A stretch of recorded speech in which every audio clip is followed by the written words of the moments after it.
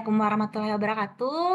Selamat pagi, Bapak, Ibu, teman-teman insan kala yang sudah bergabung. Alhamdulillah kita dapat berkumpul secara virtual di webinar series ke-8 Sinergi Atasi COVID-19 dengan tema Tantangan Dunia Kerja di Masa Pandemi.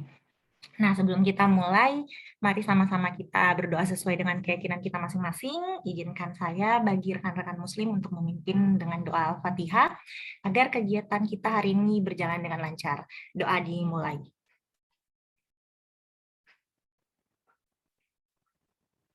Doa selesai. Semoga materi hari ini bisa bermanfaat untuk kita dan lingkungan sosial kita. Nah, Bapak Ibu, senang sekali kita sudah sampai di series ke-8, Sinergi Atasi COVID-19 ini dengan tema tantangan dunia kerja di masa pandemi.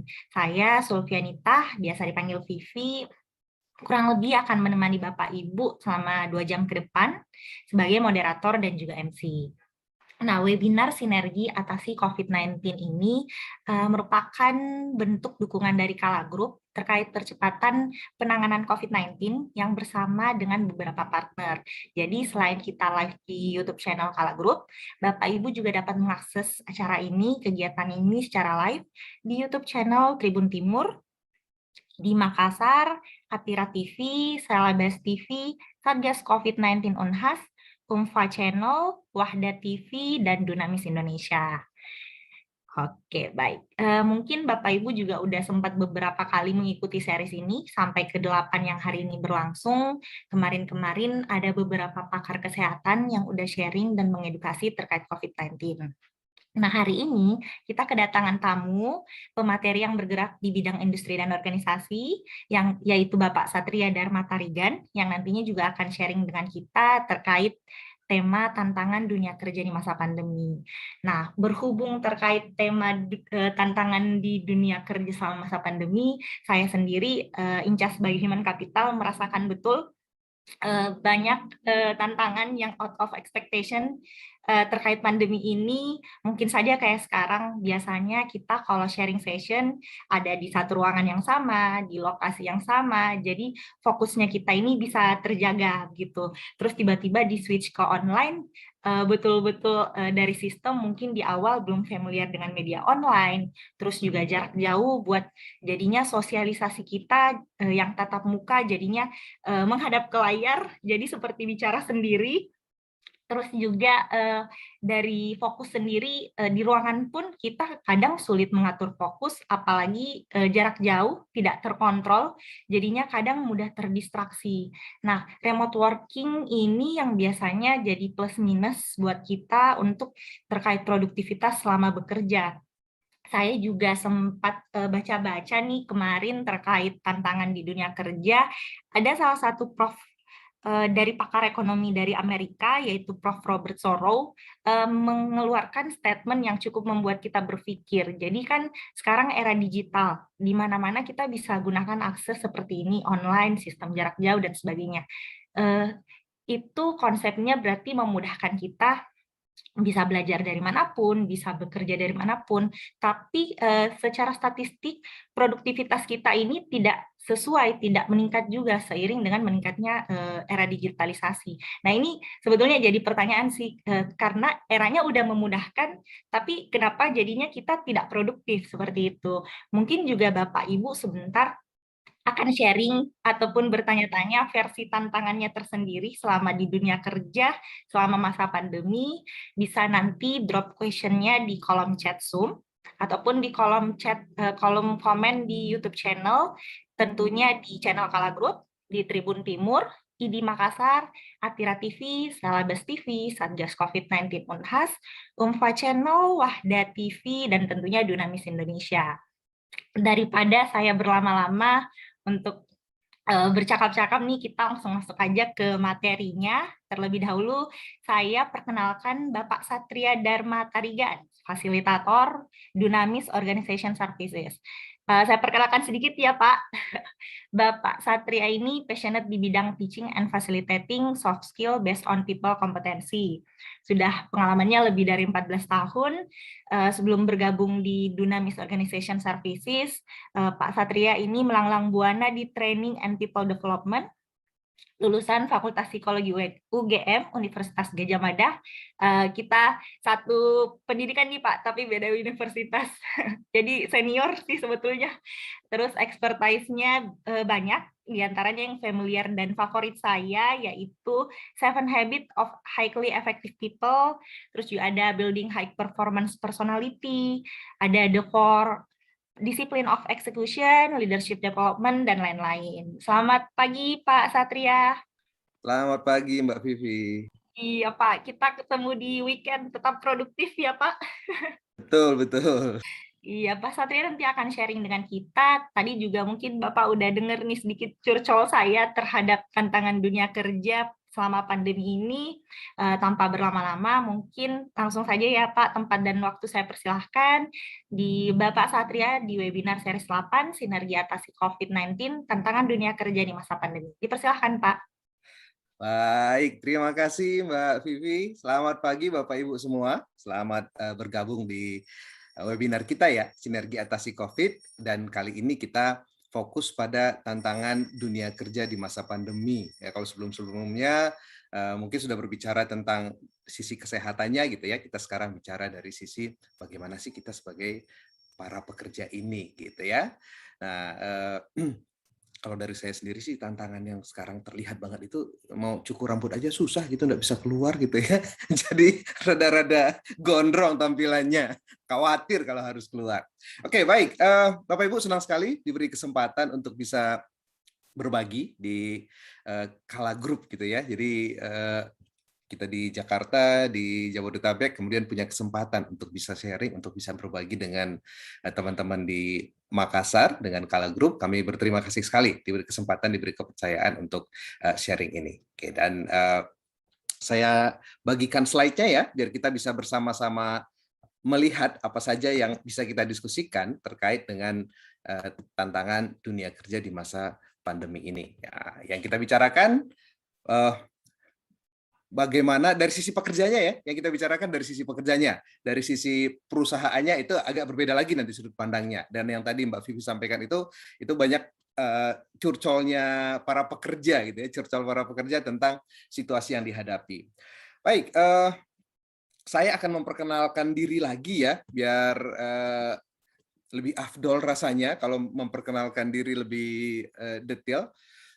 Tadi latar belakangnya sudah banyak diceritakan Mbak Vivi. Nah, ini namanya Satria Dharma Tarigan. Sudah cukup jelas kalau Tarigan itu dari Tanah Karo, Sumatera Utara, lahir dan besar di Tanah Karo, dan tadi mengambil kuliah di Fakultas Psikologi UGM dan jadi psikolog, tapi tidak pernah praktek psikologi, ya langsung masuk ke dunia industri. Ini beberapa tempat saya bekerja sebelumnya, ya, di beberapa perusahaan. Dan Bapak Ibu kalau nanti ingin berinteraksi lebih lanjut, boleh juga bergabung di sosial media ya, di sosial media saya. Monggo kita berteman di sana, mengikuti perkembangan zaman gitu ya. Nggak bisa ketemu langsung, kita bertemu di media sosial. Nah, ketika ini temanya menarik ya, tantangan di masa pandemi ini buat kita sebagai pekerja.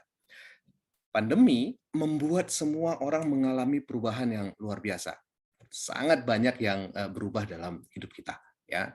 Dan sudah sekian lama pandeminya tidak kemana-mana gitu ya. Sudah 1,5 tahun, kurang lebih 1,5 tahun, pandemi ini masih di sini. Ya.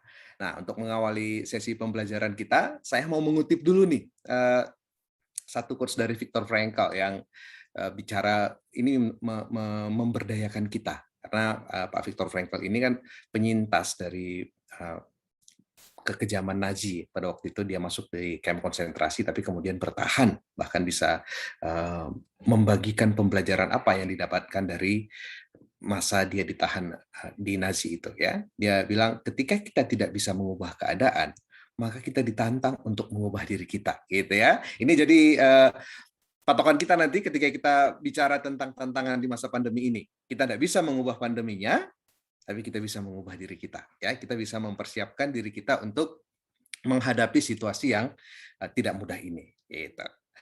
Oke, pandemi ini dirasakan semua orang. Jadi kita tidak adil juga kalau kita merasa bahwa kita paling menderita karena pandemi ini. Walaupun bagi setiap orang berbeda-beda ya, dampaknya berbeda-beda bagi setiap orang. Tetapi artinya tidak ada yang tidak terkena dampaknya, semua kita terkena dampak dari pandemi ini. Semua orang merasakan, semua pihak, bahkan banyak bisnis yang harus berhenti gitu ya. Banyak bisnis yang tidak bisa melanjutkan bisnisnya karena pandemi ini. Jadi kita tidak usah terlalu menjadikan pandemi sebagai alasan kita untuk tidak melakukan apa-apa. Karena semua orang merasakan, semua pihak merasakan, tinggal bagaimana kita merespon situasi ini. Ya. Dan memang tidak mudah. Ini jelas-jelas tidak mudah ya kalau kita lihat perjalanannya. Ini secara psikologis mungkin akan sangat mengobok-obok psikologis kita. Kenapa saya katakan mengobok-obok psikologis kita gitu ya? Di awal Maret 2020 kita mulai mengalami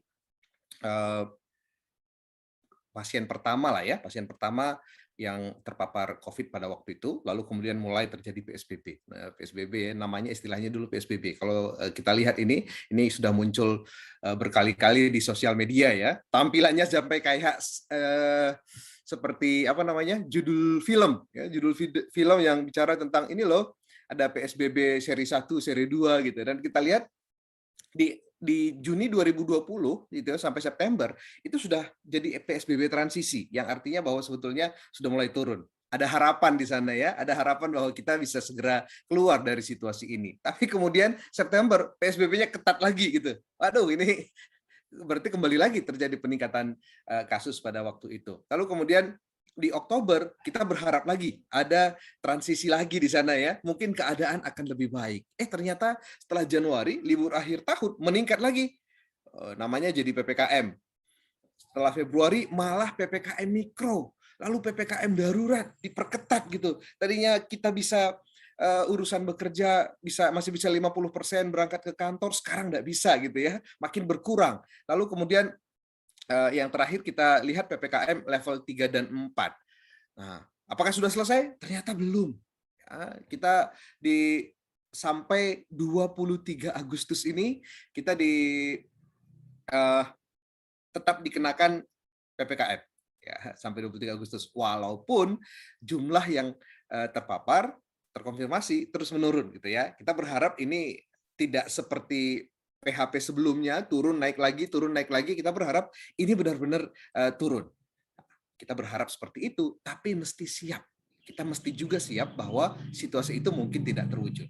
Ya, yang namanya PPKM ini mungkin juga diperpanjang karena angka kematiannya tetap tinggi ya. Kita prihatin sekali, angka kematian tetap tinggi. Ini ada kemungkinan.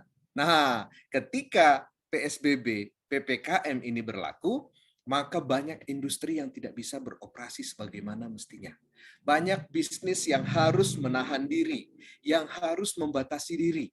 Di beberapa klien kami di Dunamis, itu terutama mereka yang turun di bidang sales ya, itu gregetan sekali rasanya, nggak bisa kemana-mana gitu, nggak bisa ketemu orang, itu bikin, aduh ini masa jualan nggak bisa ketemu orang sih gitu. Nah, banyak pembatasan, tapi biasanya target tidak mengalami perubahan gitu ya. Target tetap sama, tapi situasinya berbeda dengan situasi yang normal. Justru di sini dituntut kita untuk bisa berkreasi, untuk bisa menunjukkan daya tahan kita, keuletan kita menghadapi situasi ini.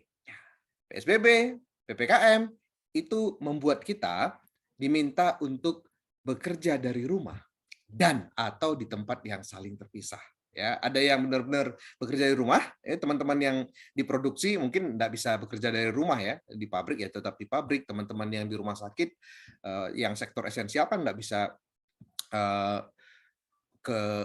kerja dari rumah, tetap harus ada orang yang di kantor untuk melakukan pelayanan gitu ya. Tapi sebagian itu bekerja dari rumah dan atau itu tadi ya, sesekali ke kantor, sesekali di rumah, ada jadwal ke workshop, ke pabrik, ada jadwal di rumah gitu. Nah, kita mau lihat nih dari kacamata kita sebagai pekerja, kita mau bahas nanti 2 hal ini ya.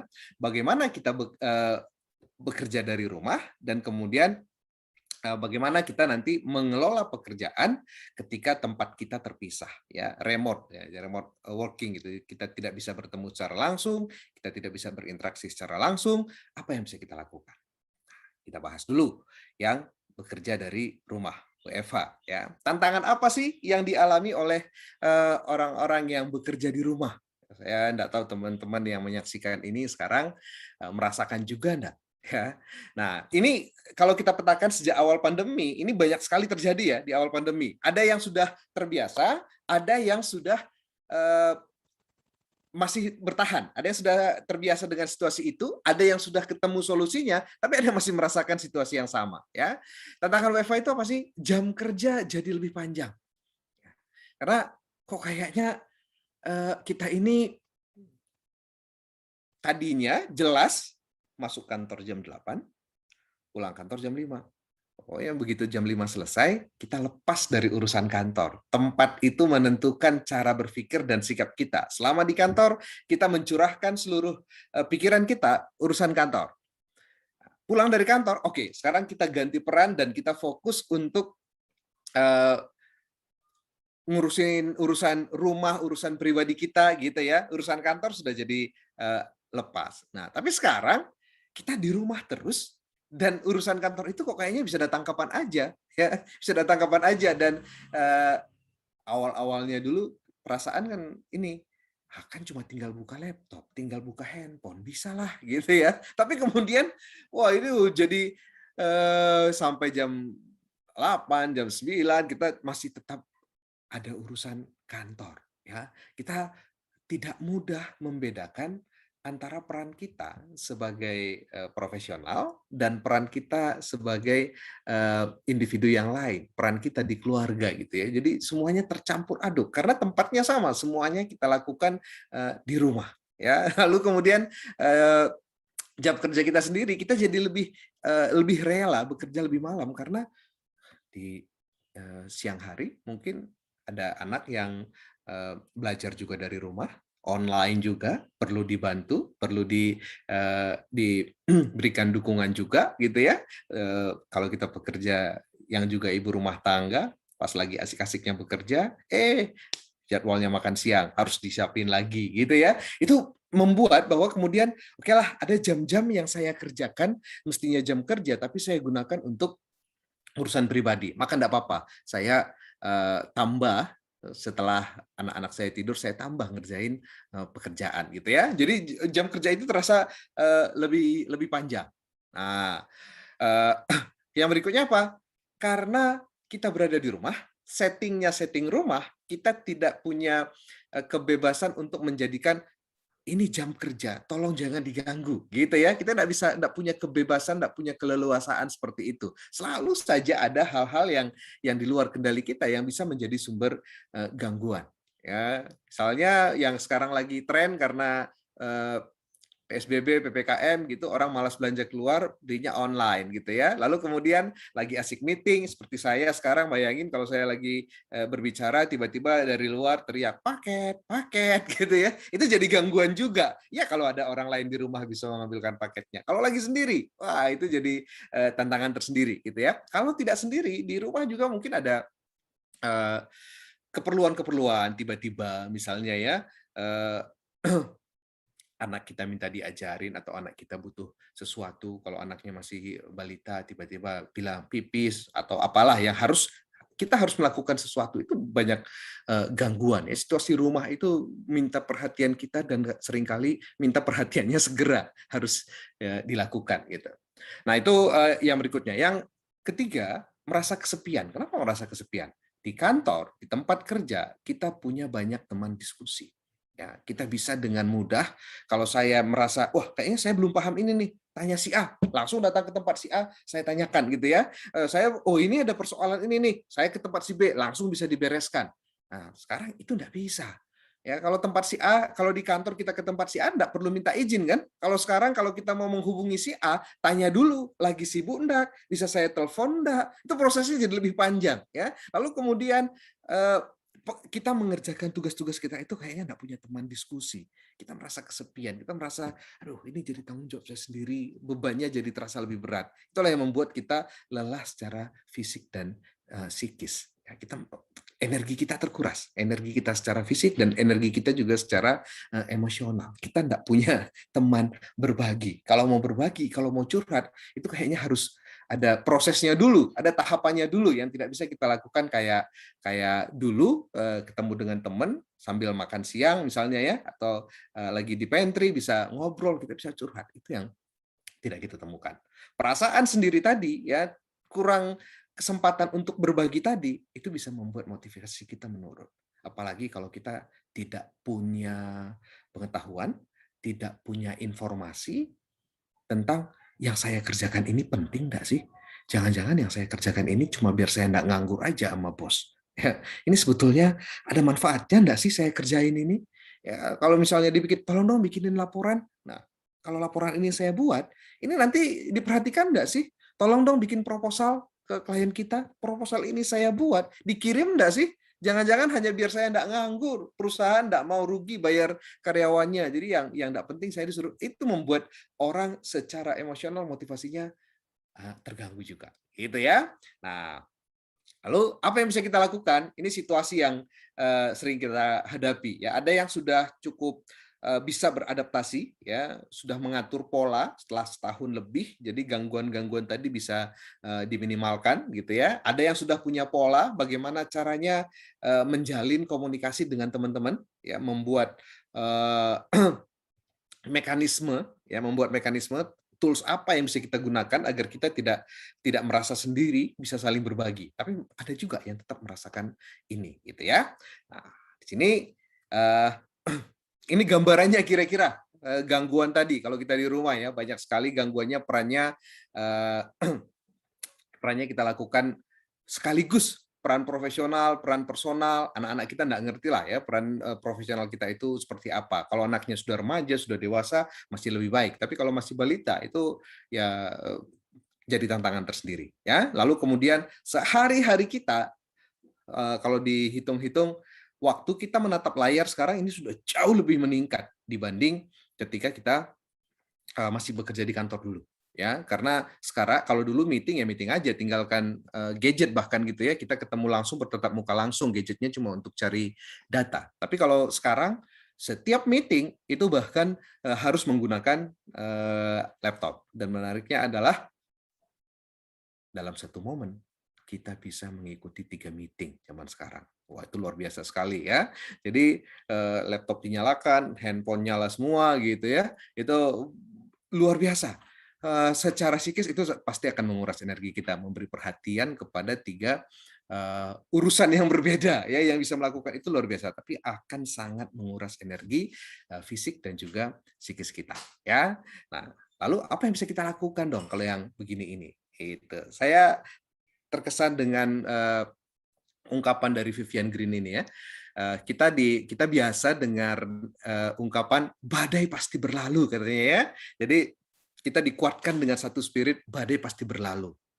Nah, si Vivian Green bicara sesuatu yang agak berbeda nih ya. Dia bicaranya kita jangan hanya menunggu badainya berlalu. Kita nggak tahu badainya kapan berlalu gitu ya. Daripada hanya menunggu badai berlalu, lebih baik kita belajar menari di tengah hujan katanya ya. Jadi tadi selaras dengan yang disampaikan oleh Viktor Frankl, kalau kita tidak bisa mengubah keadaan, maka kita ubah diri kita. Kalau pandeminya masih tetap ada di sini, ya bahkan ada yang bilang pandemi ini akan jadi bagian dari kehidupan kita gitu ya. Yang namanya COVID itu mungkin akan bertahan lama dan menjadi bagian dari kehidupan kita di dunia ini. Ya udah, jangan tunggu badainya berlalu, tapi yuk kita belajar untuk melakukan sesuatu walaupun situasinya masih ada di masa pandemi. Ya, nah kalau tadi kita bicara tentang tantangan kita selama WFH, ada beberapa hal yang bisa kita lakukan. Ada beberapa tarian yang bisa kita lakukan di tengah hujan terkait dengan pandemi tadi. Ya, ini ada 6 tips yang bisa dipakai untuk memotivasi ketika kita bekerja dari rumah. Ya. Yang pertama, buatlah jadwal yang rutin. Ya. walaupun sebetulnya kita bebas menggunakan waktu-waktu kita karena kita di rumah, biasakan diri, disiplinkan diri bahwa ada jadwal-jadwal kita bekerja. Dan ini akan sangat membantu seisi rumah kita pun kita kondisikan untuk punya jadwal rutin. Anak-anak jam berapa belajar, orang tua jam berapa bekerja, nanti jam berapa lagi kita berkumpul sebagai sebuah keluarga gitu ya. Itu akan sangat membantu kita dalam pikiran kita akan terbentuk bahwa oke, ini saatnya bekerja, ini waktunya belajar buat anak-anak, ini waktu saya untuk keluarga gitu ya. Lalu kemudian buatlah satu tempat yang memang dipersiapkan untuk bekerja ya, walaupun kita di rumah ada satu tempat yang kita rancang ini jadi tempat kerja. Jadi setiap kali kita duduk di tempat itu, kita sudah punya pola pikir, kita sudah punya paradigma bahwa di sini saya mau bekerja, gitu ya. Di sini tugas saya bekerja, gitu. Di tempat manapun itu, gitu ya. Nah, anak-anak juga begitu, mana mereka belajar, gitu ya. Lalu kemudian tetapkan target. Kenapa kita sering merasa tidak termotivasi tadi? Karena kita tidak tahu apa sih yang mau dicapai lewat pekerjaan ini, gitu ya. Jadi tetapkan target. Kalau misalnya, tapi Pak, saya tidak dikasih tugas sama atasan saya. Saya tidak dikasih tugas khusus yang bisa jadi yang bisa saya jadikan sebagai target gitu ya. Tidak apa-apa buat target pribadi. Ya, kalau memang itu pekerjaan, saya mau menyelesaikan sampai apa nih di hari ini, ya. Atau kalau belum ada tugas, saya mau belajar apa nih hari ini? Saya mau kembangkan diri saya tentang pengetahuan tentang apa nih? Sesuaikan dengan bidang kita. Kalau misalnya teman-teman di bidang bisnis misalnya, apa sih yang terjadi dengan bisnis ini sekarang? Kalau teman-teman di bidang HR misalnya, apa sih yang dihadapi para praktisi HR di situasi seperti ini? Cari aja informasi tentang itu yang membuat kita punya ukuran dan nanti akan memberikan kepuasan buat kita ya, bahwa hari ini saya mau menambah satu pengetahuan misalnya. Lalu ketika kita buat tujuan itu dan itu tercapai, itu akan sangat menyemangati kita. Itu akan membuat kita merasa, wah, saya berhasil mencapai target saya berhasil mencapai tujuan saya gitu ya. Itu menyemangati kita untuk melakukan hal-hal lain di hari-hari berikutnya ya. Nah, jadi jangan sampai kita terlalu tergantung juga kepada ya habis enggak dikasih tugas, Pak, habis enggak ada instruksi dari atasan, Pak. Ya enggak apa-apa kalau enggak ada tugas, enggak ada instruksi dari atasan gitu ya. Ya, kita tetap punya tujuan sendiri, tujuan kita secara personal terkait peran kita secara profesional ya. Nah, lalu apa lagi yang bisa dilakukan? Tantangan ketika kita bekerja di rumah adalah segala sesuatunya sudah tersedia di dalam jangkauan kita, dekat gitu ya. Jadi seringkali itu membuat kita tidak banyak bergerak, tubuh ini jadi rasanya lamban gitu ya. Nah, dan mau mau ke toilet dekat, mau ambil makan dekat gitu ya, mau apa-apa semuanya dalam jangkauan. Nah, akibatnya pergerakan kita tidak banyak dan ketika di rumah dengan mudahnya bukan kita yang bergerak, tapi kebutuhan kita yang mendekat. Jadi meja kerja kita penuh dengan semuanya gitu ya. Kita tidak kemana-mana lagi, ada makanan, ada minuman gitu, semuanya ada di situ. Jadi kita tidak kemana-mana lagi di situ terus. Nah ini menghambat fungsi tubuh kita sebetulnya ya, karena ya, tubuh kita butuh bergerak, butuh melakukan aktivitas gitu. Jadi buatlah sesuatu yang kalau di kantor kan mau makan aja kita harus jalan ke pantry gitu ya, toiletnya aja kita harus keluar dari ruangan dulu cari ke toilet yang lain. Kadang-kala kalau makannya tidak disediain kantor, kita harus jalan keluar cari makan dulu, terus masuk lagi gitu.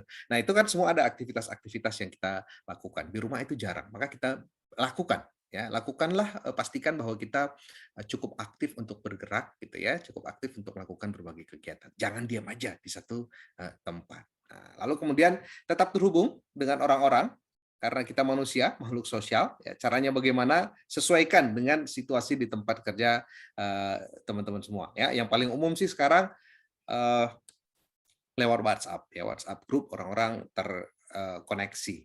Ya, dan usahakan ketika terkoneksi tadi tidak cuma bicara tentang pekerjaan. Ya, kadang-kadang bicara hal-hal yang santai, yang rileks, yang enggak mutu, bikin tertawa, boleh-boleh aja. Itu cara kita untuk memperbaharui jiwa kita juga. ya. Nah, yang berikutnya, eh, tahu batasan.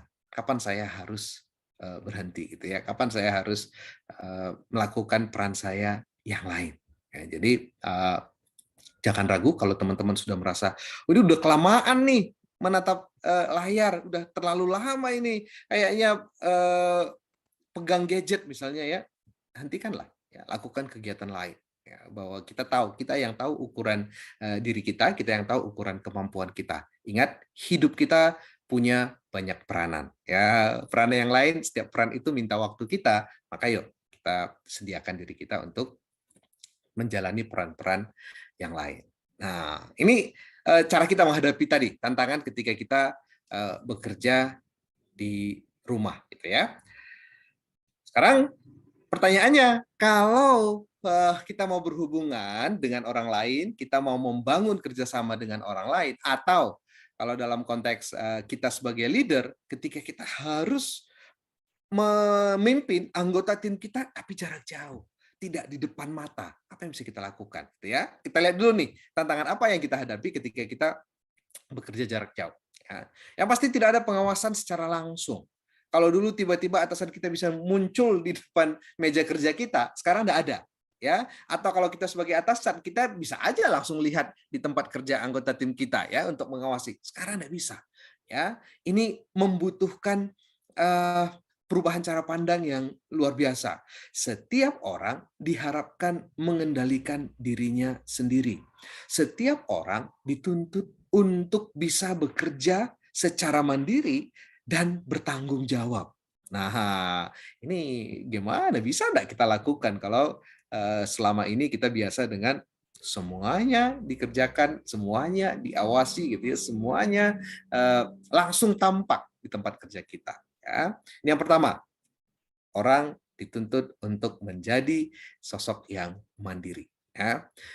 Yang kedua, kita jadi tergantung kepada gadget dan koneksi internet. Ya, jarak jauh ini karena itu menjadi sarana kita untuk bekerja, itu menjadi tools kita untuk bekerja. Jadi apalagi kalau seperti kami gitu ya, fasilitator yang membagikan materi, ngajar di berbagai tempat gitu, jarak jauh. Nah, ini koneksi internet jadi sesuatu yang kita jadi tergantung. Begitu koneksi internetnya terganggu, wah kita kelabakan gitu ya. Wah ini gimana nih gitu. Jadi kalau kita yang di fasilitator selalu siap-siap. Kalau wifi enggak, oke, langsung pindah tethering gitu ya. Jadi sudah mikirnya harus antisipasi hal tersebut. Nah, kemudian tidak semua juga punya kemudahan itu gitu ya. Karena ada beberapa orang yang memang di areanya sinyal itu enggak banyak, enggak memadai gitu ya. Ada areanya yang jadi kita sering sekali mengalami ketika kita training begitu, ada peserta yang keluar masuk karena sinyalnya putus nyambung. Dan itu juga bisa terjadi dalam hubungan kerja kita dengan orang lain gitu ya. Ketika asik ngobrol, ketika asik meeting gitu, asik presentasi, sinyalnya hilang gitu ya, orangnya ikut hilang gitu. Jadi kayak pemain sulap aja gitu, tiba cup menghilang terus nanti muncul lagi. Nah itu yang terjadi dan kemudian konsekuensinya apa nih kalau gangguan-gangguan tadi bisa saja terjadi salah memaknai. Komunikasinya bisa jadi tidak nyambung gitu ya, karena pas ngomong kita mau melakukan A, B, C, D, nah pas bagian B-nya kepotong gitu ya, tidak didengar yang lain, jadi kita cuma melakukan A, C, D gitu. Nah, setelah selesai, lah B-nya mana? Kapan Bapak ngomong B? Lah itu pas kita meeting, padahal di tempat lain tidak ditangkap, ya tidak ditangkap secara lengkap. Ini jadi tantangannya. Lalu berikutnya apa lagi? Tidak ada komunikasi tatap muka, artinya ketemu langsung ya, walaupun secara Zoom, video call misalnya kita masih bisa tatap muka. Tapi kalaupun tatap muka itu rasanya beda, ya rasanya beda dibanding ketika kita benar-benar tatap muka dalam arti yang sebenarnya. Ya, tatap muka dalam artian sebenarnya yang bisa ketemu langsung, melihat rekan kerja kita, melihat anggota tim kita, melihat atasan kita, kita bisa menangkap pesan itu tidak cuma dari kata-katanya. Kita bisa menangkap pesan yang disampaikan itu juga dari intonasi, bahasa tubuh. Itu menjadi sesuatu yang penting gitu ya. Jadi ini menjadi keterbatasan kita. Ya, komunikasinya menjadi tidak mudah karena itu tadi tidak bisa bertemu secara langsung. Ya kadang-kala kan yang namanya atasan mau memberikan support kepada anggota timnya, kadang nggak perlu ngomong apa-apa, tinggal tepuk pundaknya aja sudah merasa, wih pekerjaan saya diapresiasi gitu ya. Nah tapi itu nggak bisa sekarang dilakukan. Sekarang kalau mau memberikan feedback, sebuah pujian itu harus dilakukannya secara lisan ya. Nah itu tantangannya. Lalu yang berikutnya apa?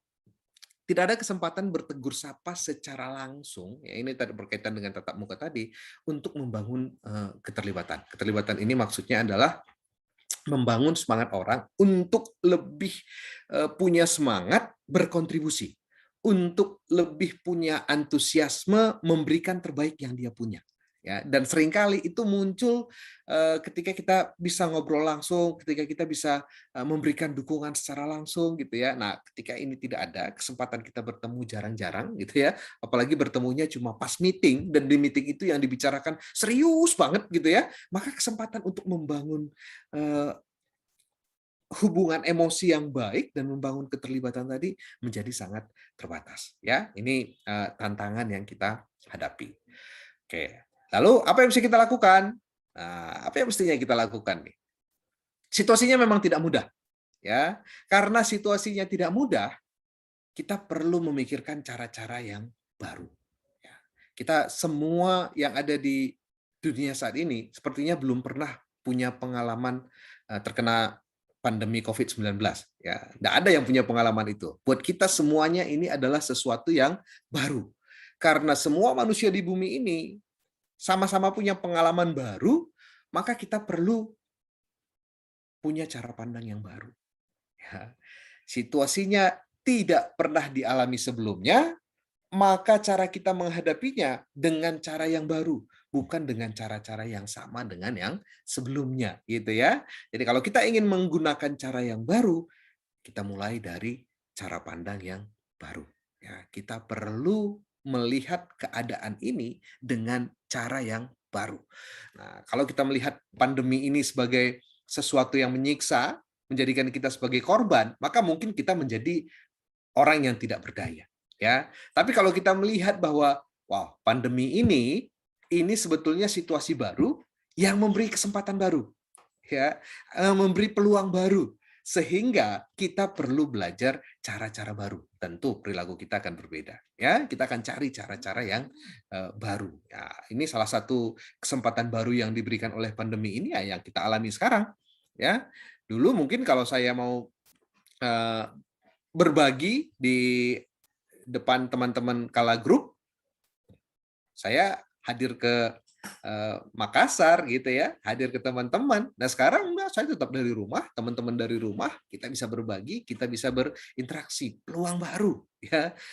Kalau dari Dunamis juga begitu, sekarang bisa menjangkau lebih jauh lagi gitu ya, tidak sebatas yang dekat-dekat saja.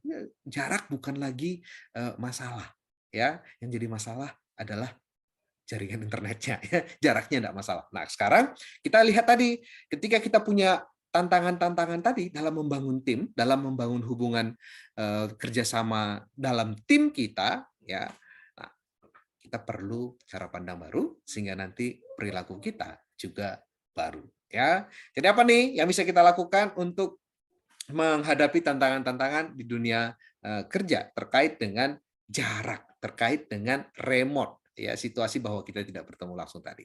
Nah, ada dua hal utama yang bisa kita lakukan, ya.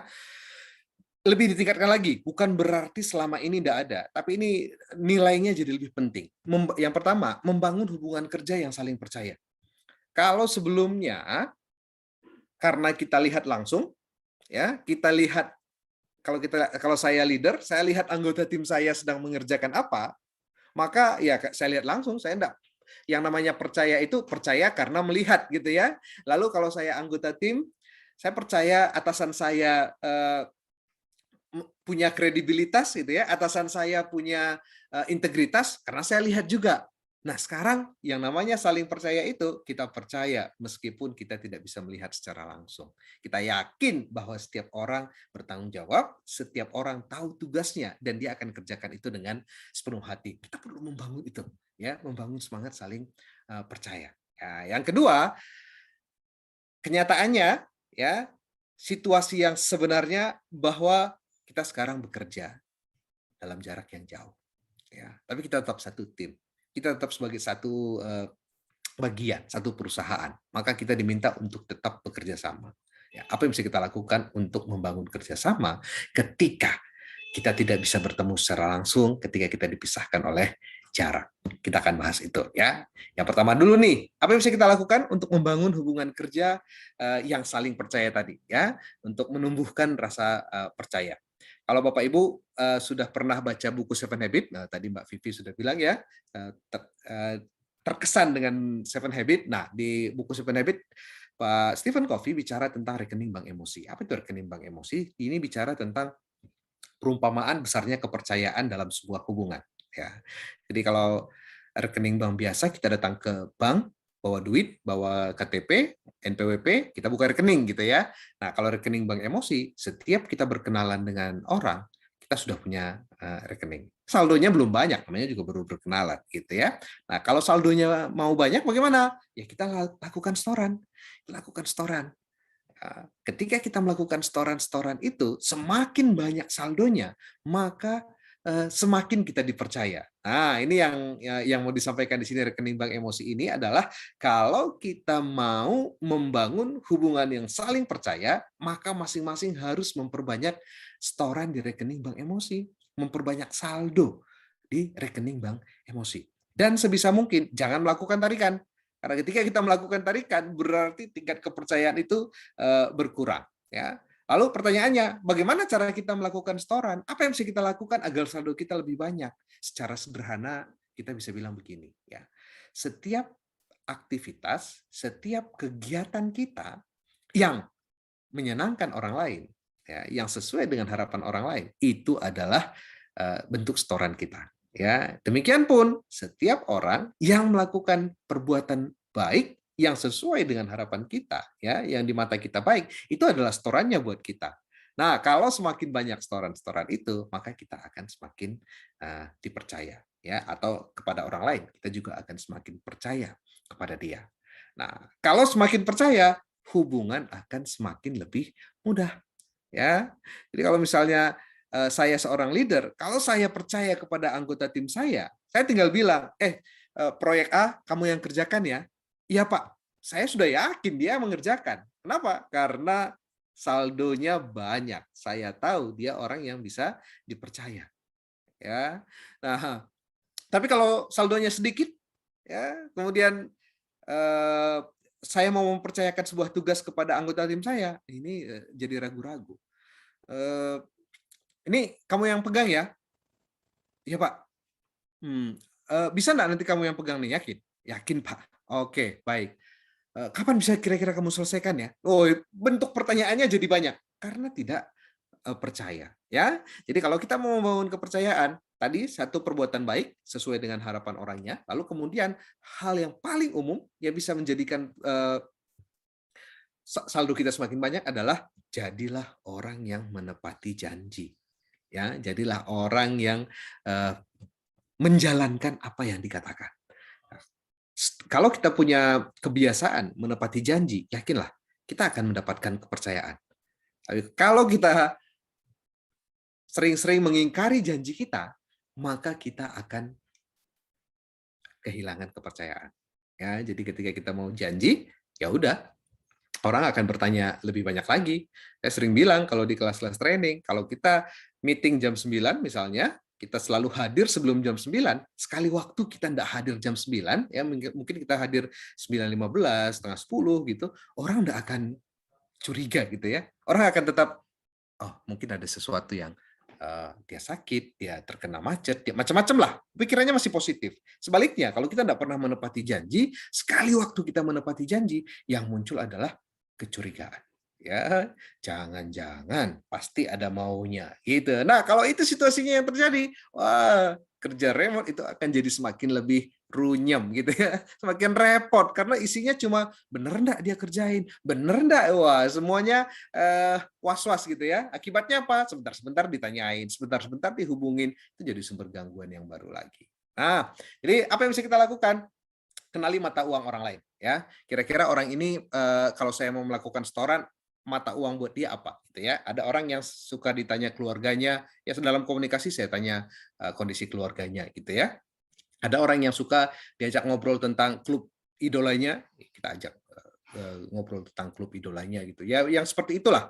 Lalu kemudian lakukan secara tulus dan konsisten. Jangan hanya ketika butuh sesuatu ya, itu tidak bagus dan dicurigai nantinya kalau tidak kita lakukan secara konsisten. Nah, dalam situasi sekarang ini semakin dibutuhkan rekening bank emosi yang lebih tinggi lagi.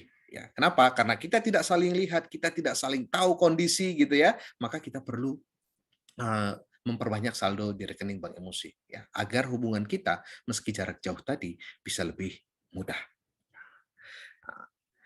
Ini ada kita ambil kutipan dari Simon Sinek ya, dibilang yang namanya tim itu harus saling percaya. Kalau tidak saling percaya bukan tim. Kita tidak bisa membentuk tim yang kuat kalau isinya saling curiga.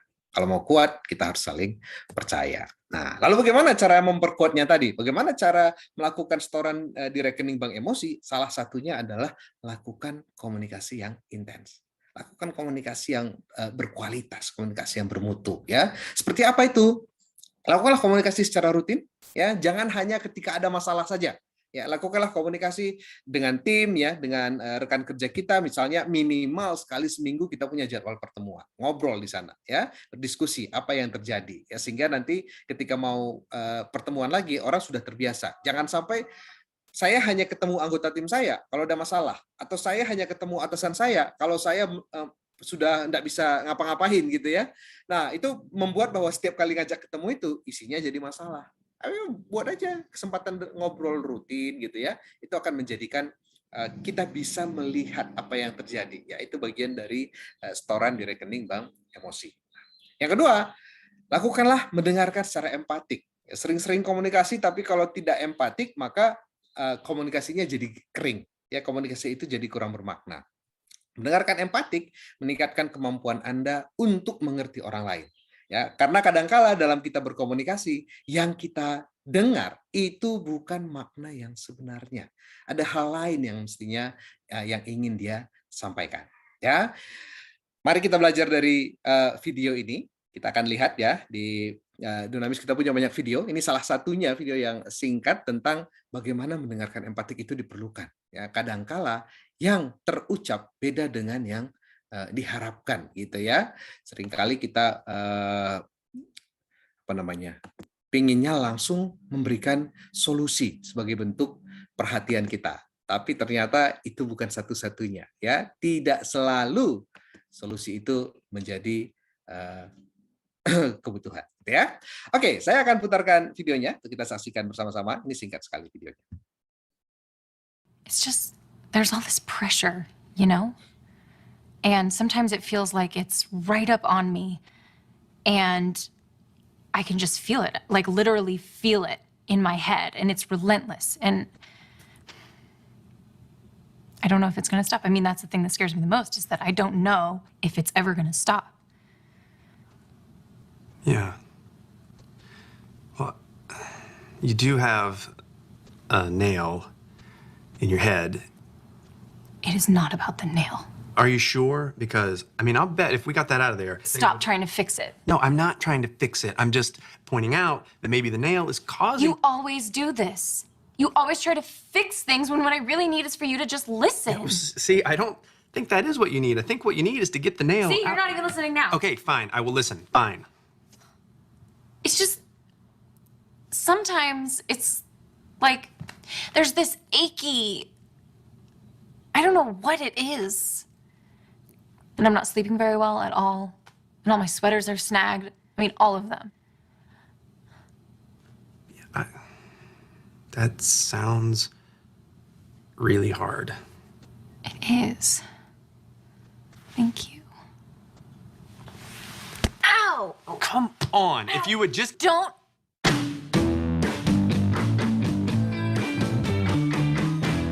Oke, saya tidak tahu apakah ada yang punya pengalaman seperti itu ya. Kalau kita pinjam sebuah lirik lagu ya, katanya karena wanita ingin dimengerti katanya ya. Karena seringkali kita ketika mendengar orang itu pingin buru-buru menyampaikan seharusnya kamu begini, seharusnya begitu gitu ya. Padahal cuma pingin didengerin aja gitu. Dan itu di saat sekarang akan sangat sering terjadi, Bapak Ibu ya. Kalau Bapak Ibu ketemu dengan anggota tim, bukan ketemu, berbincang dengan anggota tim, kadang-kala mereka hanya ingin didengar. Kita tidak tahu situasi yang terjadi pada mereka ya. Di bulan Juli kemarin itu banyak sekali ya klien-klien Dunamis ketika kita bertemu, mereka bilang, waduh Pak, sekarang saya kerja sendiri, anggota tim saya sekian orang yang isoman, sekian orang sampai dirawat gitu. Itu baru anggota timnya, barangkali ada juga yang anggota keluarganya yang mengalami itu. Maka kemampuan kita mendengarkan secara empatik itu menjadi semakin penting. Apa jadinya kalau setiap kali kita ketemu dengan rekan kerja, dengan anggota tim, dengan atasan, isinya cuma pekerjaan gitu ya. Maka buat anggota tim kita, saya bukan robot Pak, saya bukan robot, Bu, gitu ya. Saya manusia, punya hati, gitu. Nah, makanya kita perlu keterampilan ini.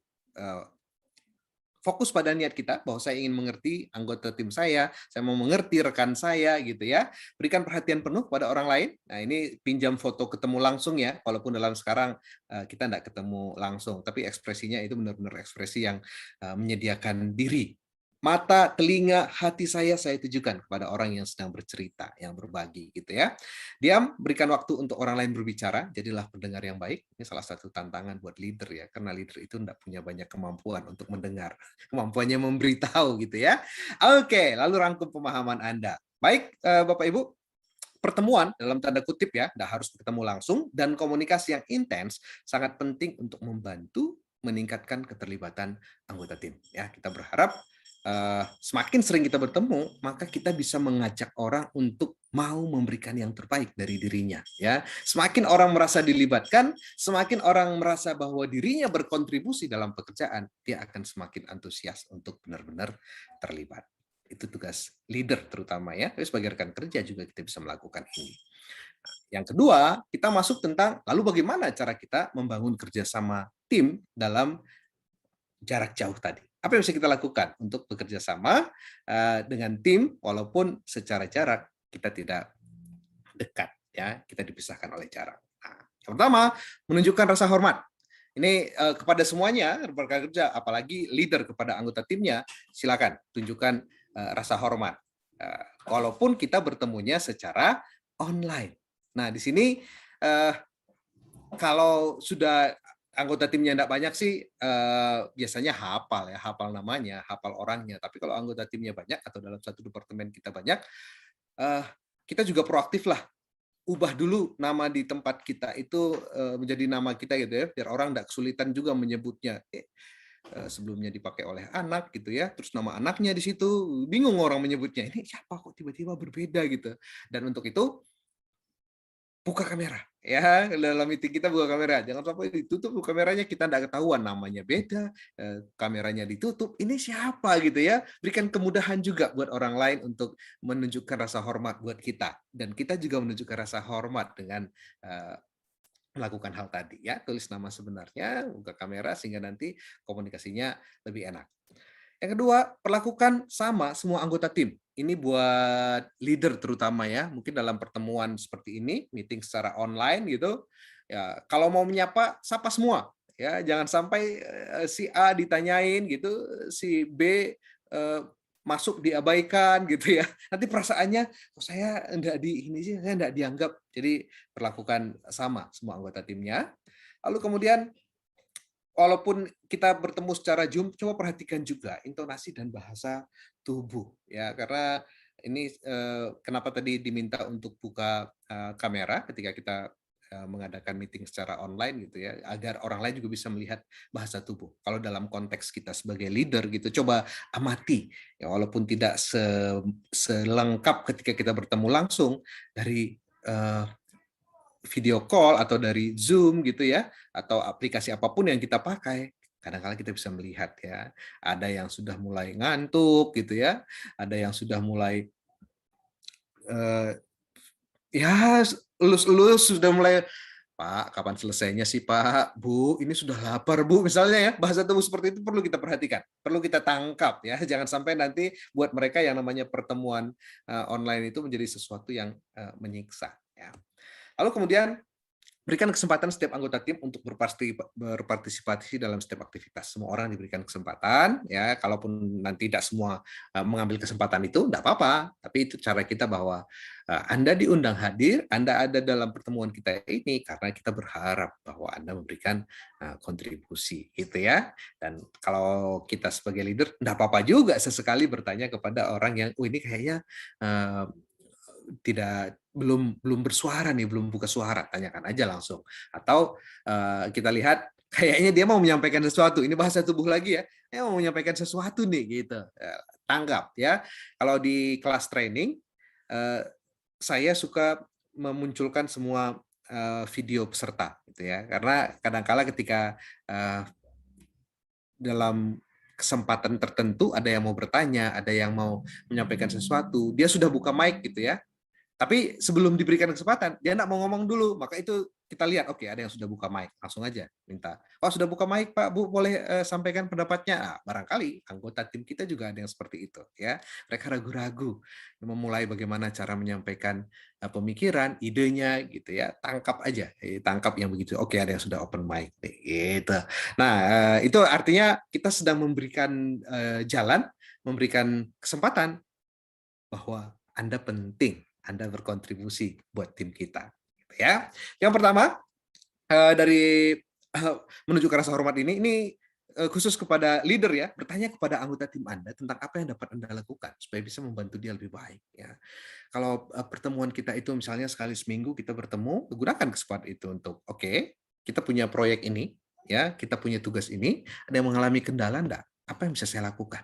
Ya, jangan-jangan dia butuh bantuan kita, misalnya untuk ketemu dengan pemimpin lain atau untuk memberikan persetujuan dalam hal apa, gitu ya. Jadi tawarkan itu sebagai leader, jangan ragu. Nah, itu akan membuat tim kita merasa bahwa leader saya ada, ya, walaupun tidak bertemu, leader saya ada dan saya bisa meminta bantuan kepada leader saya.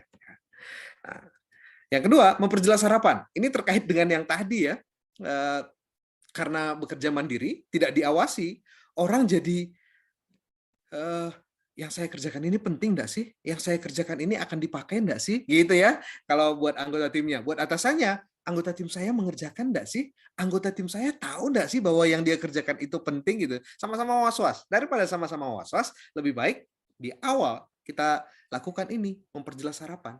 Caranya bagaimana? Jelaskan why-nya, jelaskan mengapanya satu pekerjaan itu perlu dikerjakan. Jadi tidak sekedar, kamu kerjakan ini ya, ya udah dia kerjakan gitu. Tapi ceritakan bahwa kamu kerjakan ini karena pekerjaan ini akan kita gunakan, apapun itu misalnya ya. Kalau misalnya dia diminta untuk membuat proposal, kamu buat proposal ini ya, karena proposal ini akan kita serahkan kepada pihak tertentu. Dan kalau proposal ini diterima, nah kita ceritakan semuanya. Jadi orang tahu bahwa yang saya kerjakan ini penting dan ada kontribusi terhadap organisasi. Lalu kemudian ketika kita memberikan tugas, seringkali bahasa lisan itu tidak memadai. Ya, jadi karena kita jarak jauh, gunakan alat bantu visual. Kalau lewat Zoom misalnya, kalau memang ada slide yang bisa dibagikan, bagikanlah slide-nya biar bisa kita lihat bersama-sama, ya. Atau kalau perlu, kalau lewat WhatsApp, foto dulu gitu ya, pinginnya seperti ini, kirim, gitu ya, biar nanti sama. Atau kalau lagi berbicara seperti ini, buat oret-oretan, tunjukkan oret-oretannya sehingga masing-masing paham, ya. Jadi orang akan lebih mudah paham kalau tidak cuma mendengar gitu ya, melihat bentuknya itu akan membuat dia lebih mudah memahami sehingga kita punya pemahaman yang sama ya. Agar lebih yakin lagi, minta anggota tim kita untuk mengulang. Oke, jadi sudah jelas ya apa yang menjadi tugas kamu. Nah, boleh disebutkan lagi biar kita sama-sama paham nih, biar kita satu frekuensi nih. Boleh diulangi lagi? Nah, tidak menyebutkan. Kita bisa cek di situ apakah itu sudah sesuai dengan yang kita maksudkan atau belum. Ya, ini boleh loh dipakai, enggak cuma atasan ke bawahan, kita ke sesama rekan kerja juga boleh dengan cara komunikasi yang bagus ya, bahwa oke yuk, biar kita satu frekuensi nih. Boleh diulangi lagi kira-kira yang saya sampaikan tadi sudah tepat belum ya? Jangan-jangan malah ditangkap salah oleh kamu gitu ya. Jadi biar teman kita bisa mengulangi, kita tahu ya. Ini samalah ketika sebelum pandemi kalau kita mau makan di restoran kan petugasnya selalu akan nanya, saya ulangi ya Pak ya, gitu ya. Saya ulangi ya Bu ya. Nah itu tujuannya ini, agar tidak terjadi kesalahan, agar sudah berada di frekuensi yang sama. Ya. Nah, masih dalam memperjelas harapan, buatlah kesepakatan atau komitmen bersama. Ya. Jadi sama-sama tahu, misalnya kita bilang, oke, kita akan kerjakan bagian mana, sampai kapan, dan kapan kita ketemu lagi untuk merundingkan. Ya. Jadi masing-masing ketika nanti mengerjakan bagiannya, mereka sudah tahu ketika saya mengerjakan ini tanggal sekian sudah harus saya pertanggungjawabkan misalnya ya, karena kalau ibaratnya bikin gambar gajah, saya bagian telinganya nih ya, kalau saya tidak menyelesaikan tugas saya bagian telinga, nanti gajahnya aneh nih, cuma ada belalai yang dadak telinga misalnya ya, yang ngurusin kaki misalnya, yang dapat bagian bikin gambar kaki gajah, dia tahu bahwa saya harus tuntaskan, kalau enggak gajahnya pincang nih ya. Maka ketika nanti kami bertemu, saya sudah harus beres dengan pekerjaan saya gitu ya, dengan tugas saya. Nah, lalu kemudian mempraktekkan akuntabilitas, ini salah satu cara paling efektif untuk membangun rekening bank emosi ya, bahwa kita menjalankan apa yang kita katakan ya. Jadi kalau kita misalnya bilang kapan perlu hasil lapor kerja dan itu kita kerjakan, itu akan sangat-sangat membangun kepercayaan. Kalau kita sebagai leader bilang nanti saya akan tanyakan ya, 2 hari lagi saya akan nanti menghubungi kamu untuk lihat hasilnya, lakukan itu ya. Kalau kita sebagai bawahan bilang kepada atasan kita, Pak, Bu, saya butuh waktu seminggu untuk mengerjakan ini. Minggu depan saya laporkan ya, lakukanlah. Laporkan. Ya, sehingga itu akan membangun kepercayaan. Itu salah satu cara efektif untuk membangun rekening bank emosi. Semakin dipercaya, urusan akan semakin mudah. Ya. Lalu yang berikutnya dari mempraktekkan akuntabilitas ini, jelaskan konsekuensi positif maupun negatif dari sebuah pekerjaan atau tugas atau proyek. Ya, maksudnya tadi sebetulnya sudah sempat disinggung. Kalau kamu bisa mengerjakan ini, dampaknya apa? Kalau kamu tidak bisa, dampaknya apa? Ya, kalau kamu bagian belalai, gajah, dan kalau kamu bisa mengerjakan tepat waktu, maka kita bisa menyerahkan gambar gajah ini kepada klien kita dan pembayarannya bisa lebih cepat, insentifnya bisa kamu terima on time, misalnya ya. Nah, tapi kalau belalainya terlambat, kita tidak bisa menyerahkan kepada klien kita, ya, maka kita akan kena penalti keterlambatan. Jangankan insentif, mungkin kita malah bakal kena pengurangan juga dari insentif yang lain. Misalnya ya, itu kita sampaikan apapun yang menjadi konsekuensinya, baik positif ataupun negatif dari pekerjaan yang kita tugaskan kepada anggota tim kita. Lalu kemudian ingatkan kembali, ini pentingnya kalau kita punya nilai-nilai bersama ya, bahwa apapun yang kita kerjakan ini pakai nilai yang sama yang kita bangun gitu ya. Nilai apa sih yang berlaku di perusahaan kita itu menjadi patron kita ketika kita menjalankan tugas-tugas kita. Yang keempat, mendengarkan terlebih dahulu. Tadi sudah kita bahas juga sebetulnya ya, di mendengarkan secara empatik. Jangan buru-buru langsung cabut pakunya gitu kayak video. Lah dia pingin curhat sebetulnya gitu ya, pingin dimengerti kegalauannya ya. Nanti setelah itu diterima, ide cabut paku itu pun akan diterima. Tapi dengarkan lebih dulu ya. Berikan perhatian penuh, jangan terbagi. Ya, tadi ini jadi tantangan lagi ya kalau dalam momen sekarang. Seringkali meeting kita sampai 2 atau 3 tadi. Ya. Ketika kita mengadakan meeting 2 atau 3 gitu, lalu kemudian pas pula kita waktunya memimpin meeting dengan anggota tim kita akan tahu bahwa wah, tidak sepenuhnya perhatiannya kepada saya gitu ya. Tidak sepenuhnya dia memperhatikan kami anggota timnya. Lawong sambil dia ngomong terdengar juga seminar dari gadget yang lain gitu ya. Terdengar juga omongan dari sana, buat mereka ya si bos sih bukan kita yang utama buat dia gitu ya. Bayangkan kalau kemudian dalam situasi meeting itu kita punya anggota tim yang wah ini anggota keluarga saya ada yang terpapar, ada yang harus masuk ke rumah sakit, dirawat, itu kan suasana emosinya lagi butuh didengarkan, butuh dimengerti gitu ya. Lalu kita kemudian malah tidak memberikan perhatian penuh. Maka kalau kita ingin dipercaya, kalau kita ingin membentuk tim yang bagus, berikan perhatian penuh dalam momen-momen di mana kita memang sedang berdiskusi, kita sedang berinteraksi dengan anggota tim kita. Ya. Lalu berikan kesempatan kepada anggota tim untuk bicara dahulu sebelum Anda membicarakan poin Anda. Ya, jadi dengarkan dulu apa yang disampaikan oleh anggota tim kita, baru nanti giliran kita yang menyampaikan arahan dalam konteks leader. Nah, poin kelima, yang namanya leader memberikan kepercayaan dalam hal apa saja ini. Leader berani melindungi timnya. Kita sudah percayakan pekerjaan, ya kita dukung juga dong. Ya, kita hadir di sana kalau anggota tim kita mengalami kesulitan. Ya, lalu kemudian leader juga perlu menepati janjinya ya. Jika leader berkata, saya akan kerjakan, kerjakanlah. Saya akan bantu kamu dalam hal ini, bantulah. Ya, jadi jangan sampai cuma manis di bibir gitu. Nanti anggota tim kita lama-lama, ya paling juga tidak ada hasilnya. Ya, si bapak atau si ibu ngomong doang lah, tidak akan terwujud juga, gitu ya. Jadi kita harus begitu kita menyampaikan sesuatu, jalanilah. Ya, jalankan, tepati. Ingat, selain terkait dengan rekening bank emosi tadi, ini juga terkait kredibilitas kita sebagai seorang pemimpin.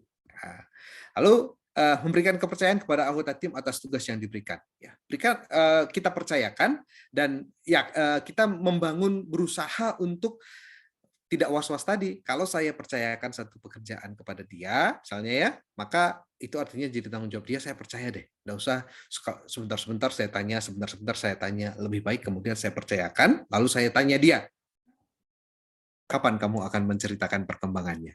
Ya, kapan saya bisa tahu kalau sudah ada perkembangan dari ini?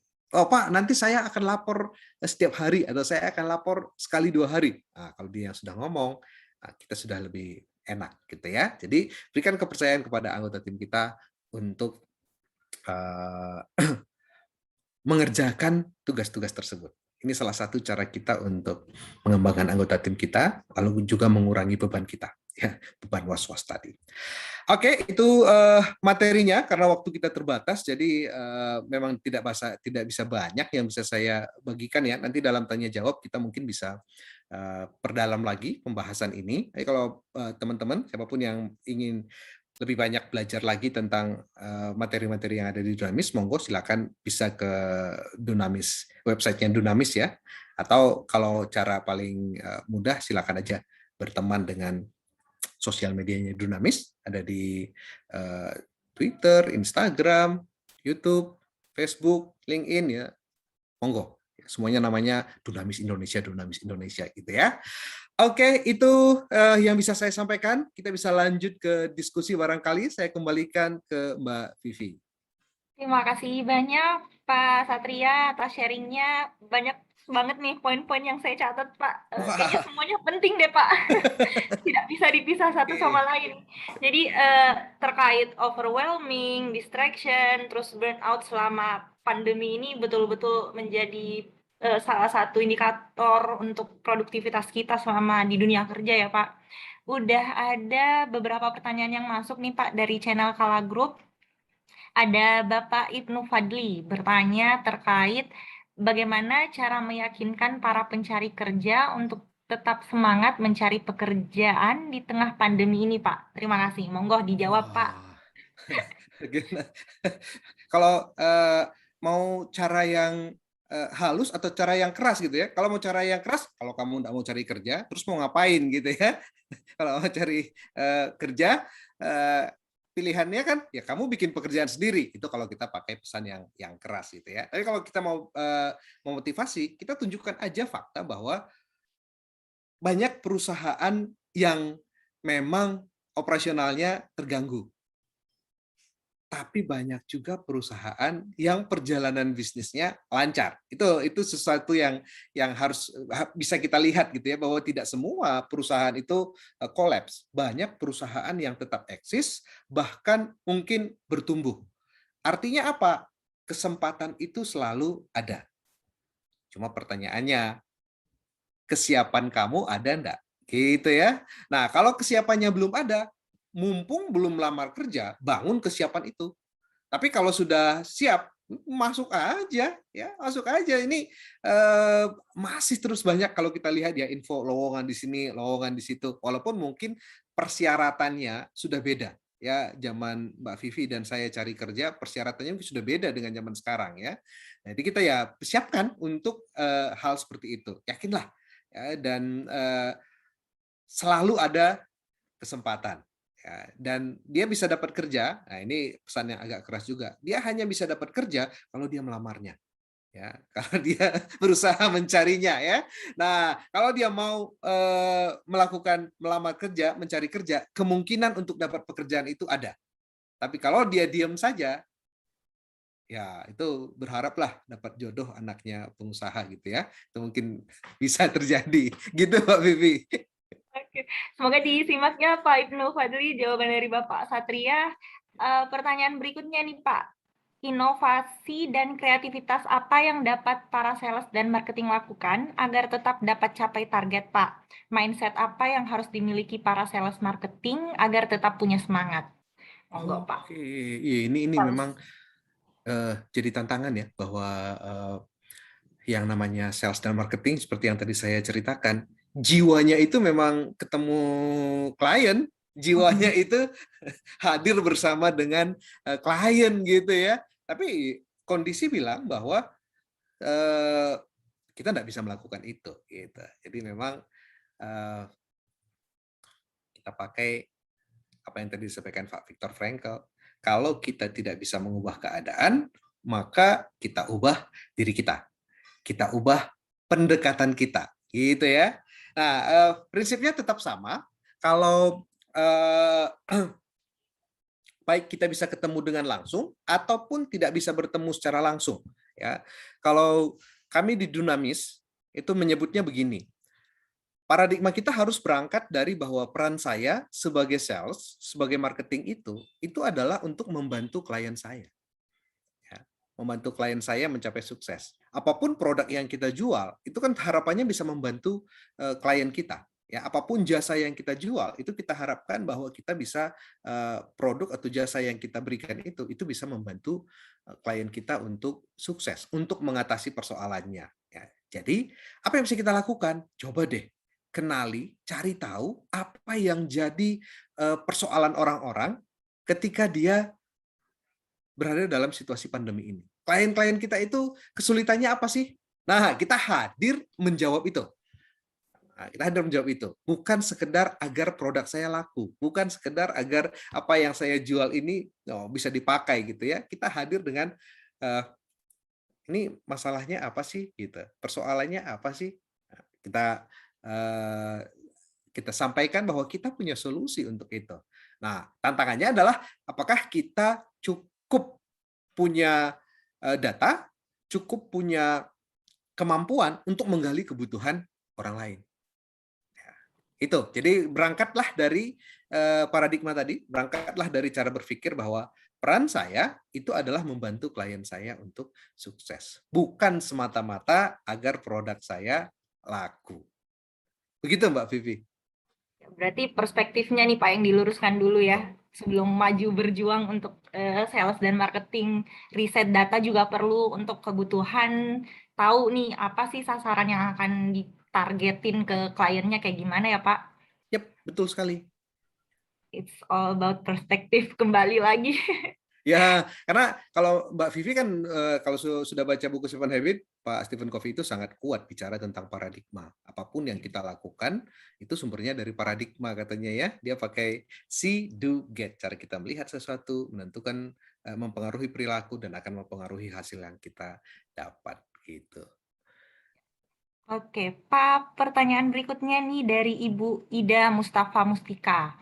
Bagaimana cara agar membuat atasan kita mengerti situasi saat ini, di saat kita stres di keadaan saat ini, tapi terkadang banyaknya pekerjaan tambahan, terutama saat weekend, hari Sabtu dan Minggu yang idealnya saya gunakan untuk me time, istirahat, tetapi diminta untuk kerja, kerja, dan kerja. Padahal work-life balance juga sangat penting untuk produktivitas. Gimana tuh, Pak? Mbak Vivi mengalami hal yang sama? Oh enggak ya? Di Sabtu ini Pak, tapi untungnya materinya cukup menyenangkan Pak untuk saya, refreshment pengetahuan jadinya merasa happy sih Pak. Oke, nah ini yang disampaikan Bu Ida ini kita bisa lihat dari dua sisi. Sisi pertama, bolehlah berbangga bahwa Bu Ida itu dipercaya. Ya, pekerjaan-pekerjaan itu dipercaya oleh atasannya, itu percaya kepada Bu Ida sehingga kemudian pekerjaan-pekerjaan ini diberikan kepada Bu Ida. Ya, nah sisi kedua betul sekali bahwa hidup kita kan bukan cuma untuk pekerjaan. Ya, hidup kita juga kita punya peran yang lain gitu ya. Kita punya tugas-tugas yang lain selain peran kita sebagai karyawan. Yang bisa kita lakukan apa? Meminjam ya, meminjam dari habit 4 kalau 7 habit ya, itu bicara tentang berpikir menang-menang. Nah, salah satu di sana dikatakan kita bisa berpikir menang-menang kalau kita punya keberanian dan timbang rasa. Ya, keberanian timbang rasa itu apa? Kita memikirkan timbang rasanya ini, kenapa atasan saya memberikan saya tugas ini? Ini tugas ini berarti penting. Kita memikirkan itu juga ya, bahwa tugas ini penting sehingga diminta dikerjakan segera. Jadi kita juga perlu punya keberanian. Keberanian apa? Untuk mengungkapkan pikiran, perasaan, ide-ide kita, kebutuhan kita. Ya, karena selama kita tidak punya keberanian untuk mengungkapkan, maka yang terjadi adalah kita akan kalah menang. Kalah terus terhadap permintaan tadi. Tapi kalau kita mau bisa menang-menang, kita perlu punya keberanian. Nah, keberanian di sini bukan berarti kita akan menolak, tapi kita menyampaikan secara asertif. Ya, kalau komunikasi kan selalu ada pasif, agresif. Nah, kita di tengah-tengahnya ya. Kita komunikasi secara asertif. Kita sampaikan bahwa Pak, Bu, ya ini bisa enggak? Nanti saya kerjakan setelah weekend berakhir, karena di weekend ini saya sudah punya agenda bla bla bla bla. Ya. Nah, itu akan apakah otomatis dipenuhi? Belum tentu. Tapi setidaknya kita sudah ngirim pesan kepada atasan kita bahwa kita punya kehidupan yang lain. Kita punya peran yang lain. Gitu. Jadi butuh keberanian. Ya, butuh keberanian sekaligus skill komunikasi untuk berbicara secara asertif. Hubungan baik harus tetap dijaga, jangan sampai gara-gara hubungan baik yang tadi kita malah menjadikan diri kita sebagai korban. Begitu Bu Ida, semoga menjawab ya. Oke Pak, kembali ke komunikasi asertif. Mungkin perlu juga kali dikomunikasikan tujuan atasannya kasih kepepet, kenapa jadinya Bu Ida juga bisa memberikan alasan yang tepat ya Pak, untuk Betul. lebih asertif menyampaikan. Kalau atasannya, kalau kita berharap yang ideal sih atasannya tadi menyampaikan why-nya. Ketika Ya. memberikan tugas itu ada why yang membuat kita paham nih gitu ya, apalagi kalau butuhnya kapan gitu. Sebagai kalau kita pekerja yang profesional ya, kalau diberikan atasan misalnya, Satria tolong kamu kerjakan ini ya, wah itu tugasnya diberikan Jumat malam misalnya ya, terus saya lalu mikir-mikir, wah ini weekend harus dikerjakan nih gitu. Tapi kalau saya tanya, Pak, Bu, ini butuhnya kapan sih? Selasa saya pakai presentasi. Nah, kalau Selasa saya pakai presentasi, saya punya ukuran kemampuan saya. Minggu malam masih bisa saya kerjakan. Weekend saya nggak terganggu, gitu ya. Nah, itu jadi poin penting. Ketika tahu juga batasannya dan saya tahu batas kemampuan saya, itu akan sangat membantu ya. Tapi seringkali kan Satria, tolong kerjakan ya ini. Nah, diberikannya itu tadi apa namanya, Jumat malam gitu. Hari Sabtu saya kerja keras ngerjain gitu.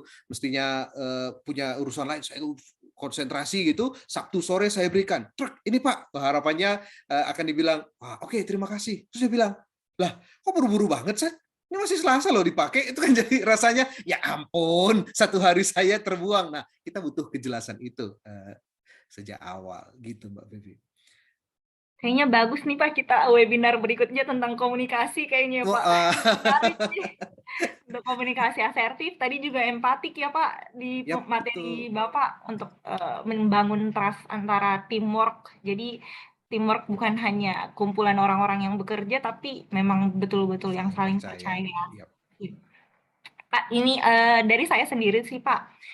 Kalau dari Pak Satria sendiri kan, kalau WFH ini kadang gampang terdistraksi nih, Pak. Kayak tadi misalnya tiba-tiba ada paket nih, terus kembali fokus untuk di kerjaan itu gimana, Pak, transisi roles-nya? Jadi dari roles yang habis rehat nih, terus kembali kembali siap untuk bekerja itu gimana kalau dari pengalamannya Pak Satria sendiri?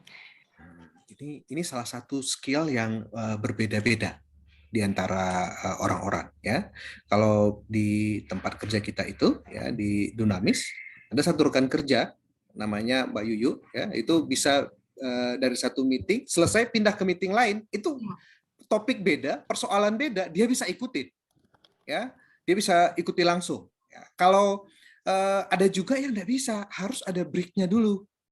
Ya, begitu dari satu urusan pindah ke urusan lain, dia harus oke, saya rekap dulu. Ini dulu sampai di mana ya pembicaraannya gitu untuk bisa bersatu lagi gitu ya, untuk bisa fokus lagi ke persoalannya. Nah, kalau bicara tentang tipsnya, apa yang bisa dilakukan terhadap gangguan-gangguan yang datang secara tiba-tiba tadi gitu ya. Kalau buat saya apa namanya? Saya titik terakhir itu sebelum saya tinggalkan laptop saya ingat dulu gitu. Terakhir ini ya, saya pergi. Ya, ketika kembali lagi, saya lihat dulu, oke, kenapa tadi saya buka ini? Itu biasanya lebih cepat. Kenapa saya masih berada di slide ini? Kenapa masih saya dari berbagai banyak pilihan yang itu? Kenapa saya di slide ini? Gitu. Dan memang kalau urusan kita cukup banyak berganti-ganti, catatan itu sangat membantu. Catatan akan sangat membantu. Jadi kalau habit 2 kan bicara begin with the end gitu. Jadi saya menentukan hari ini saya mau ngapain aja, untuk ini apa yang ingin saya capai. Lalu ketika nanti terdistraksi tadi misalnya ya, tiba-tiba pas lagi nyiapin materi gitu, lalu kemudian misalnya anak saya bilang, wah kita habis isi galon gitu ya, harus isi galon dulu gitu. Nah, ketika kembali saya akan lihat dulu nih, tadi saya ngerjain ini dalam rangka apa ya, saya cek catatan saya, oh ini, oke, lanjut lagi. Nah, itu seperti itu Mbak Vivi. Jadi kenali dulu lah kemampuan kita. Ada yang memang benar-benar punya kemampuan yang berpindah dengan cepat. Nah, kalau kita tidak punya kemampuan seperti itu, ya bantu dengan catatan tadi. Baik, perlu dicatat Bapak Ibu, rekan-rekan insan kala, berarti pentingnya notes nih untuk to-do list biar bisa menjaga fokus ya Pak. Iya, Apalagi itu meeting banyak-banyak. kalau teman saya dulu di kantor itu masih pakai PC gitu ya, belum laptop, monitornya itu isinya kan post-it semua gitu ya. Biar Sama Pak, saya juga nih. oh, sama. Ada sticky note di laptop nih, Nah, itu biar untuk terkontrol kerjanya. memastikan Iya. begitu. Oke, mungkin kita sambil tunggu teman-teman lain bertanya bisa di channel YouTube Kala Group, bisa di Tribun Timur, bisa juga di ID Makassar, Atira TV, Salabas TV, Satgas COVID-19 Unhas, Umfa Channel, Wahda TV, dan tentunya di Dunamis Indonesia kita live juga ya Pak. Ya, betul. Iya. Oke, Pak, kalau misalnya sempat juga sih heboh nih di Twitter kemarin beberapa topik terkait ini sih kalau toxic positivity nih Pak. Jadi kayak tadi nih kalau work life balance di satu sisi kita bisa sugesti bahwa diri kita dipercaya sama atasan. Tapi sebetulnya kadang karena tadi kurangnya komunikasi kita bisa jadi tertekan sendiri nih Pak. Jadinya kan awalnya mau positive thinking nih, positive vibes, oh saya dipercaya atasan, saya mampu lakukan, tapi di satu sisi ternyata itu membebankan kita dan malahnya jadi ganggu work life balance kita. Itu gimana nih menurutnya Pak Satria terkait isu positif toksik itu seperti itu Pak? Itu betul sekali ya. Saya setuju bahwa seringkali kita dalam tanda kutip terjebak oleh pikiran positif tadi ya. Jadi pikiran positif yang yang sebetulnya perlu dicek gitu. Pikiran positif itu tidak selalu membantu kita ya. Jadi kalau ada juga orang yang kan pikiran positifnya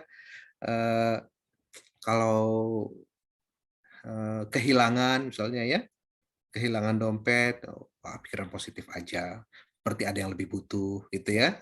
Terus sakit gitu, kita pikiran positif aja. Mungkin kita kurang amal, lalu beramal gitu. Padahal pikiran positif itu sebelum kita berpikiran positif, kita perlu cek dulu nih, kenapa hal itu bisa terjadi. Kalau enggak kan kita enggak belajar. Ya, kenapa? Misalnya tadi kita kehilangan dompet, kita perlu cek dulu kenapa kita sampai kehilangan dompet. Apakah kita yang kurang hati-hati atau faktor lain? Itu jadi pembelajaran kita untuk ke depannya. Kenapa kita sampai sakit? Oh, pola hidupnya enggak benar, terus yang disalahin kurang amal gitu ya. Nah, mestinya pola hidupnya dulu yang dibenerin untuk bisa nanti ke depannya lebih baik. Nah, sekarang ketika kita diberi kepercayaan tadi, misalnya ya, kita perlu cek dulu nih, apa yang membuat kita diberi kepercayaan ini? Apakah karena kita satu-satunya yang bisa mengerjakan, atau kita satu-satunya yang nggak bisa nolak? Itu kan jadi dua persoalan yang berbeda gitu ya. Kalau kita satu-satunya yang bisa mengerjakan, ya kita bisa berbangga lah. Ya memang tidak ada yang lain. Terus yang saya lakukan apa? Saya develop deh teman-teman saya biar bisa melakukan hal yang sama, biar tidak semuanya ke saya gitu. Tapi kalau cuma saya yang tidak bisa nolak, ini kita jadi korban sebetulnya gitu ya. Kita jadi wah, dia lagi, dia tidak bisa nolak nih gitu. Nah, kita jadi korban dalam situasi ini. Nah, di sini kita butuh lagi asertif tadi. Kita perlu ngomong ya, karena secara kalau ini berlaku terus-menerus ya, tidak akan ada orang yang kuat diperlakukan, karena secara tidak sadar kita merasa bahwa kita dikorbankan, secara tidak sadar kita merasa bahwa kita diperlakukan secara kalah menang. Saya kalah terus. Ya, akibatnya apa? Tidak ada orang yang terus-menerus mau diperlakukan dengan kalah menang. Mereka akan membalas dengan pada waktunya. Akibatnya kalah-kalah. Membalas sih tidak aneh-aneh ya. Mungkin kemudian udahlah saya resign aja. Ya, mungkin begitu. Jadi kalah-kalah. Orang yang sebagai dari kacamata perusahaan, orang ini kan bagus, diberi kepercayaan itu kan memang diberi tugas-tugas itu karena dia bisa mengerjakan. Perusahaan jadi kehilangan orang yang bagus gitu ya. Sementara dia sendiri, apakah otomatis akan langsung mendapatkan tempat kerja yang lebih bagus? Belum tentu. Dapat tempat kerja iya, kondisinya lebih bagus belum tentu. Atasan yang lebih baik belum tentu gitu ya. Nah, itu yang disebut sebagai situasi kalah-kalah tadi gitu Mbak Vivi. Jadi memang betul komunikasi asertif, kita perlu belajar komunikasi lah lebih dalam gitu. Jadinya kalau kalah agresif ya Pak komunikasinya jadinya. Betul.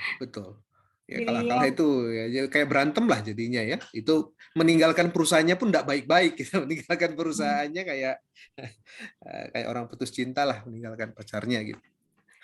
Oke. Karena waktu kita terbatas nih, sudah hampir penghujung acara. Mungkin dari Pak Satria sendiri ada final statement Pak di keseluruhan kegiatan ini, terus dari materinya tersendiri dipersilahkan Pak Satria. Oke, baik. Terima kasih Mbak Vivi. Kita sudah sampai di penghujung ya. Ini sesuai dengan tema kita tadi, ya, tantangan-tantangan yang kita hadapi di masa pandemi terkait dengan peran kita di tempat kerja gitu ya. Sekali lagi bahwa situasi ini bukan cuma kita. Ya, situasi ini semua orang merasakan. Jangan jadi sombong lah, merasa jadi korban sendiri gitu ya. Itu bentuk kesombongan juga kalau merasa diri sendiri yang jadi korban. Artinya apa? Orang lain bisa mengatasi itu, kita pun perlu memperbaiki diri untuk bisa mengatasi tantangan-tantangan tadi. Ya, hidup jalan terus, seperti tadi Vivian Green bilang. Badainya belum tentu berlalu, tapi yuk kita belajar bagaimana kita menari di tengah hujan. Ya, jangan sampai nunggu terus. Kita tidak mengembangkan diri kita. Yuk kita perbaharui diri, kita butuh cara pandang baru, kita butuh keterampilan baru, maka terus belajar, hadapi situasi yang baru, itu secara tidak sadar melatih kita. Nikmatilah, kita punya keterampilan baru, kita menjawab tantangan-tantangan yang sudah ada. Demikian Mbak Vivi. Terima kasih banyak Pak Satria atas Terima kasih. sharingnya hari ini, telah menyempatkan waktu berbagi knowledge. Saya juga jadi refreshment nih untuk di webinar series ke-8 Sinergi Atasi COVID-19 dengan tema tantangan dunia kerja di masa pandemi. Jadi semoga teman-teman Bapak Ibu yang hadir hari ini kita bisa meningkatkan etos kerja meskipun di tengah pandemi seperti ini. Kembali lagi jangan jadikan pandemi sebagai alasan ya Pak. Sekarang Betul. saatnya adu nasib, siapa yang paling bisa bertahan, siapa yang struggle, tapi bagaimana kita bisa mengubah situasi dari power kita sendiri, cara pikir kita terutama. Saya jadi ingat Pak, ada statement kalau misalnya do what you love or love what you do. Jadi hanya dua nih optionnya teman-teman. Kalau misalnya memang kita tidak bisa menyukai, tidak bisa melakukan apa yang kita suka, ayo kita sama-sama sukai apa yang sekarang kita sedang lakukan. Jadi dinikmatin ya Pak. Intinya Oke, sih. quotes itu ada di kantornya Dunamis, Mbak. Jadi di tempat Oh, makan kita gitu ya.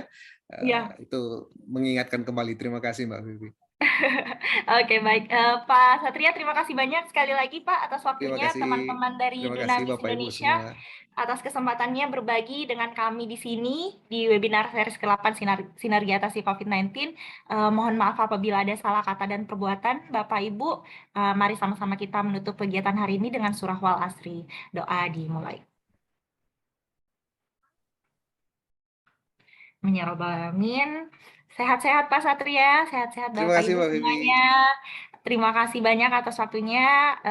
Tetap produktif meskipun di weekend. Tetap prokes, jaga kesehatan. Mungkin berarti kegiatan kita hari ini sudah selesai. Bapak Ibu, sampai ketemu di webinar seri selanjutnya dengan tema yang tidak kalah menarik. Kurang lebih mohon dimaafkan. Wassalamualaikum warahmatullahi wabarakatuh. Jaga kesehatan Bapak Ibu. Waalaikumsalam warahmatullahi wabarakatuh.